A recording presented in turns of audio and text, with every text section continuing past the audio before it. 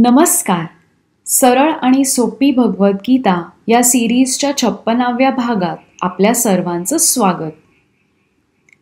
अक्षर ब्रह्मयोग म्हणजेच गीतेतला 8वा अध्याय हा आपण समजून घ्यायचा प्रयत्न करत आहोत. ज्ञानाचा मार्ग हा आपल्याला ब्रह्माच्या परमात्म्याच्या जवळ नेऊ शकेल. आपण जरी ब्रह्माचा एक भाग असलो तरी आपण हे बरेचदा विसरतो. मानवी जीवनात राहून बाकीच्या गोष्टींचा जास्त विचार केला जातो. असे होऊ नये म्हणून काही करता येईल का? या भागात याचे उत्तर शोधूया. मामुपेत्य पुनर्जन्म दुःखालयम शाश्वतम नाप्नुवन्ति महात्मानस संसिद्धिं परमां गताः. या श्लोकातून श्रीकृष्ण अर्जुनाला सांगतात की मला प्राप्त केल्यास महान आत्म्यांचा परत या जगात जन्म होत नाही, जे दुःखाने भरले आहे. हे महान आत्मे सर्वोच्च पूर्णता, हायेस्ट परफेक्शन प्राप्त करतात. मागच्या काही भागात जे शिकलो त्यातून आपण असे म्हणू शकतो की ब्रह्म ही संकल्पना समजणे इतके सोपे नाही.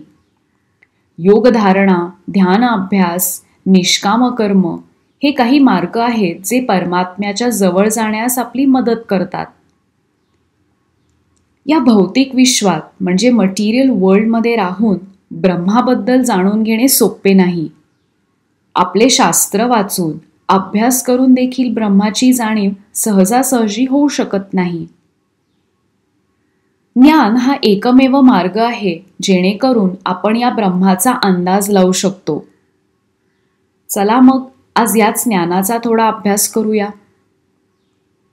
भारतात मार्च एंड आला की व्यवसाय चालवणाऱ्यांची धावपळ सुरू होते, कारण फायनान्शियल इयर आता संपतोय आणि आपल्या व्यवसायात किती फायदा किंवा तोटा झालाय याचा अंदाज लावता येतो.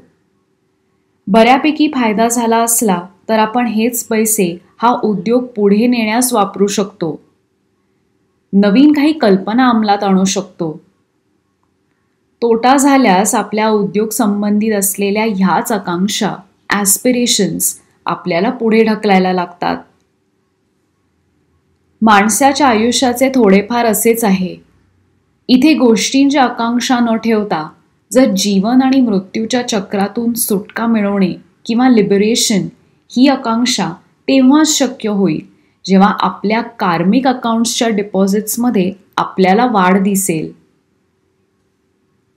म्हणजे काय की तुम्ही या जन्मात पार पाडलेले तुमचे निष्काम कर्म जितके जास्त असतील तितकेच ते तुमच्यासाठी फायद्याचे ठरतील. निष्काम कर्म म्हणजे अपेक्षा न ठेवता केलेले काम. आपल्या सनातन धर्मात अशी मान्यता आहे की एखाद्या माणसाचे एका जन्मात केलेले पाप किंवा पुण्य त्याच्या पुढच्या आयुष्याचा प्रवास ठरवतो. असे एक स्थान आहे जिथे पोचल्यास आपण परत कधीच जन्म घेत नाही आणि ते स्थान म्हणजे परब्रह्माचे किंवा परमात्म्याचे निवासस्थान. आपण या जन्मी पार पाडलेले कर्म ठरवतील की आपण किती लवकर परमात्म्याच्या निवासस्थानी पोचू. छांदोग्य उपनिषद यात एक सुरेख श्लोक आहे.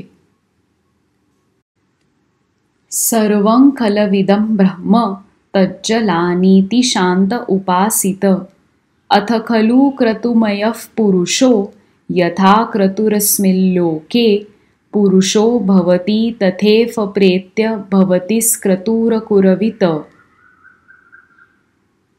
याचा सोपा अर्थ असा आहे, हे सर्व ब्रह्म आहे. ब्रह्मातून विश्वाची निर्मिती होते, त्यातच विश्व विलीन होतो किंवा मर्ज होतो आणि ब्रह्मातच विश्व श्वास घेतो. म्हणून माणसाने शांत चित्तेने ब्रह्माचे ध्यान करावे. माणसात इच्छाशक्ती असावी. हीच जगण्याची इच्छाशक्ती त्याच्या मृत्यूनंतरच्या प्रवासावर परिणाम करेल.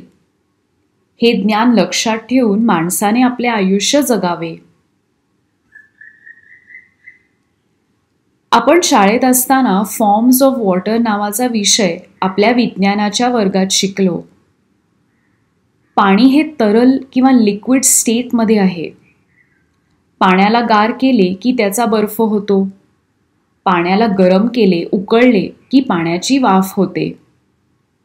पण बर्फ किंवा वाफ यांचे मूळ पाणीच आहे. पाण्याचा फक्त स्वरूप किंवा फॉर्म बदलत जातो. आपला आत्मा हा ब्रह्माचा एक भाग आहे. पृथ्वीवर जन्म घेऊन आपण मानवी समाजाचा भाग बनतो. पण मुळात आपण एक आत्माच आहोत. हा आत्मा माणूस म्हणून जगात वावरतो. कधी हा माणूस चांगल्या गोष्टी घडवून आणतो, तर कधी त्याच्या हातातून चुका होतात आणि तो इतरांना दुःख देतो.